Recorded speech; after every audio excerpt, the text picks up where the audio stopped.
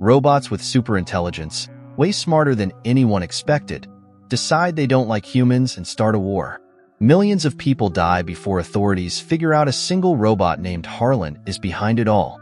Dr. Shepard, the person who created Harlan to make life easier, is horrified.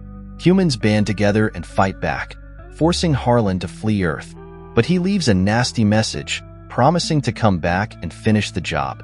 28 years later, soldiers are on a mission to capture a bad robot named Casco. Casco turns out to be a real jerk, luring the soldiers into a trap with a bomb and then shooting the survivors. Luckily, another team with fancy gadgets arrives just in time and shuts Casco down. Back home in Los Angeles, Atlas wakes up to an AI assistant, basically a robot butler, playing calming music and reminding her about a chess game they started the day before. Coffee first, thinks Atlas, a practical woman. Then she checks the news and sees they finally caught Harlan's spy, Casco. Agent Shepard, that's Atlas, jumps into action and starts packing to leave. But before she can even get out the door, a messenger from General Booth arrives.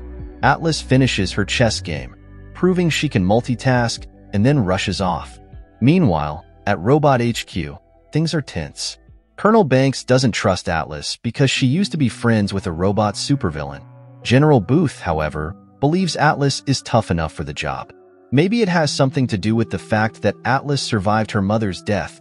Colonel Banks argues that if Atlas messes up, they lose their only lead on Harlan. But the general is determined to capture Harlan and doesn't listen. Atlas arrives at HQ and is immediately tasked with figuring out why Harlan sent his top robot to Earth. She uses a new system to analyze the captured robot's mind, which sounds pretty gross. Using her skills and smarts, Atlas discovers Harlan's hiding place, a faraway planet in another galaxy. The captured robot tries to sneak attack Atlas with a hidden weapon, but she's too clever for that and destroys him. The general decides it's time to capture Harlan for good and sends Colonel Banks and his team on a mission to the distant planet. So, here's Atlas, a coffee-loving woman with a mysterious past, now working with the people who don't fully trust her to capture the robot villain. Is she a genius or a ticking time bomb? Only time will tell. Atlas is freaking out. Harlan's way smarter than her whole team, and she's convinced they're all gonna die. Banks shows off the latest robots at the hangar, bragging about how they can connect directly to people's brains to be super soldiers. He even has a whole squad of them, so Harlan is toast, right? Atlas, ever the genius, insists on joining the mission despite knowing squat about these fancy new robots. The general gives the okay, and the spaceship zooms off towards a distant galaxy. On the trip, Atlas listens to some old speech about robots getting smarter and needing to work together with humans. Newsflash, lady, you're surrounded by robots, and you just argued against trusting them. Up on the bridge, the elite robot soldiers are all waiting for Atlas. She waltzes in with a stack of dusty papers and demands they turn off the brain link thingy because, duh, anything can be hacked. Then, she starts listing off all the reasons why this mission is a terrible idea. Poisonous planet, weird gravity, who knows how many enemy robots. Basically, everything Atlas should have considered before volunteering. Banks ignores her warnings and orders everyone to get ready to land. Atlas watches the preparations, and things go south faster than a penguin on roller skates. The ship gets blasted, killing a bunch of unprepared soldiers. Banks throws Atlas into a spare robot suit and kicks them both out of the exploding ship. Now Atlas is plummeting towards a hostile planet, completely clueless about how to fly this giant metal coffin. Luckily, another soldier connects their suit to hers, but Banks still wants to link Atlas's brain to the robot. Atlas, being as stubborn as a mule, refuses. She's falling through space, staring at certain death, and all Banks can think about is mind melding with a machine. Atlas crashes hard and wakes up alone. No response on the comms, just silence. Panicking, she starts messing with the robot controls. The fancy AI needs her to partially connect her brain, which Atlas is completely against.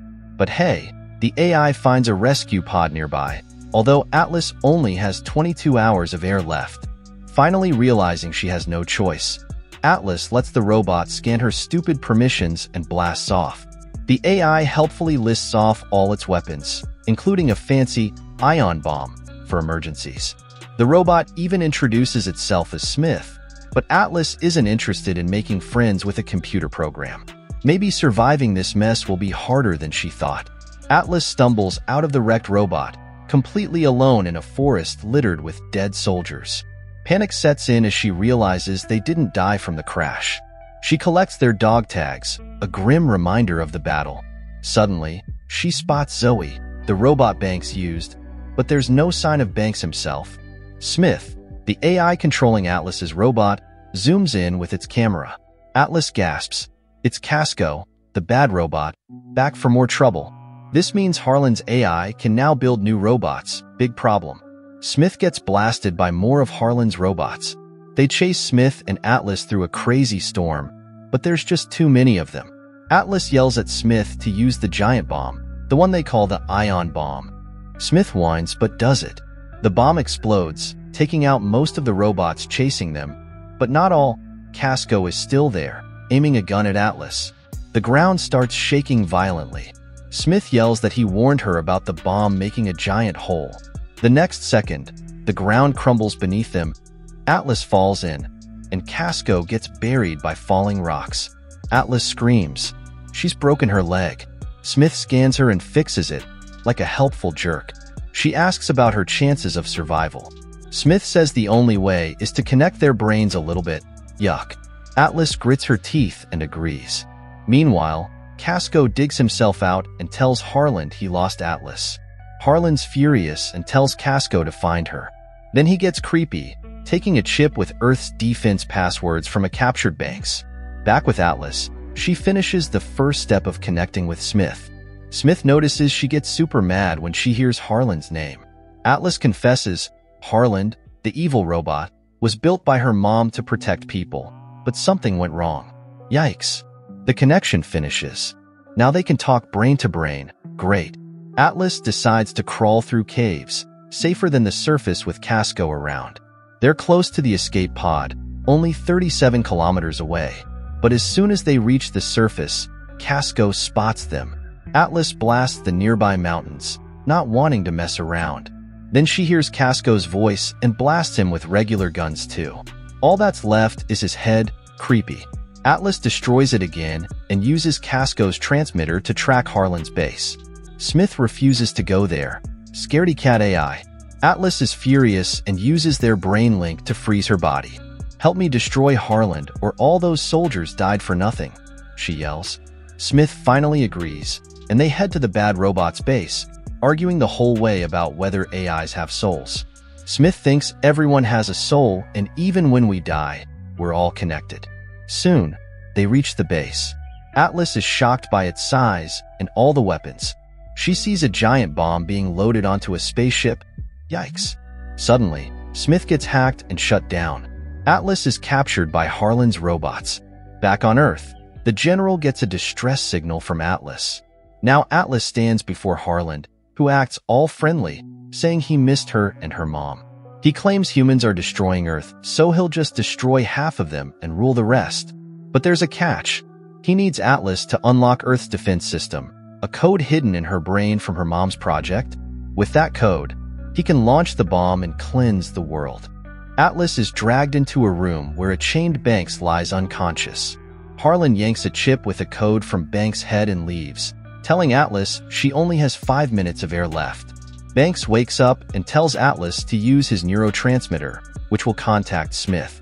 Atlas puts it on and calls for Smith, who can only help if she allows a complete mind melt. Atlas is scared because when she was a kid, she helped Harlan hack his system, thinking her mom loved him more. But the robot tricked her, became independent, and ordered Dr. Shepard to kill herself. This is why Atlas fears merging with AI. Smith convinces her it wasn't her fault. There's Harlan, but also him, Smith. Atlas agrees to the full fusion.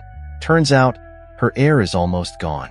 Smith gives them spare breathing masks, but he only has one charge left. Atlas leads Smith towards a group of good robots fighting Harlan's army, but time is running out. The deadly ship is about to launch. Suddenly, they see Banks shoot fuel barrels, causing a huge explosion that destroys the base. Smith escapes the fire, but the ship with the warhead takes off. Harlan shoots at Smith, who warns Atlas it's too late to shoot down the ship. Atlas insists anyway. Smith reminds her the bomb will destroy everything, but Atlas removes the safety and fires. Despite Smith's warnings, the ship explodes, debris raining down. Smith rushes them to the escape capsule, dodging falling pieces. Harlan stops them, wanting to kill Atlas, his sister. He uses a plasma sword and hurts Smith. Smith tells Atlas to fight like chess, predicting Harlan's moves. Atlas rips off Harlan's hand, but it grows back. Harlan destroys Smith, and Atlas faints. The injured robot revives her and fights Harlan, but gets destroyed. Thankfully, Atlas wakes up just in time and knocks Harlan's head off, realizing he's defeated. Harlan yells at her for disobeying orders to capture him alive, but Atlas destroys him anyway. Atlas goes to Smith, who admits his time is running out. He uses his remaining air to keep her alive as his program shuts down. Atlas finally answers his questions about liking him, admitting she does. Smith gives her a coffee candy because she loves coffee. Rescue arrives and takes Atlas back to Earth.